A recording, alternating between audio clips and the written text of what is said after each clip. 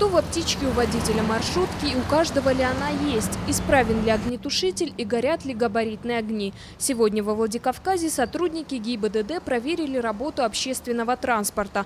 Профилактическая акция под названием «Автобус» проходила с целью уменьшения количества ДТП с участием перевозчиков. Таких происшествий с начала этого года в республике зарегистрировано 10, в которых погибли 2 человека, а 12 получили ранения. Проверяется полностью вся документация, которая предусмотрена правилами дорожного движения. Это в первую очередь водительское удостоверение, документы на само транспортное средство. Водительское удостоверение должно соответствовать категории, то есть категории D – это перевозка именно людей, пассажиров.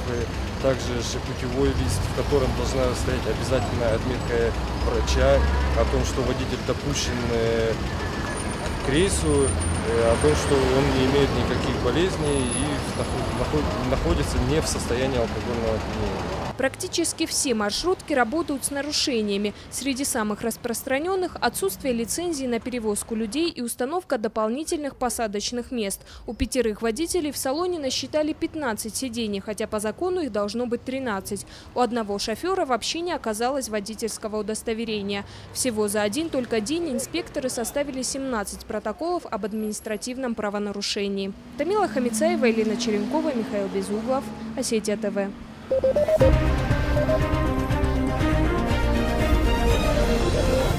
Thank you.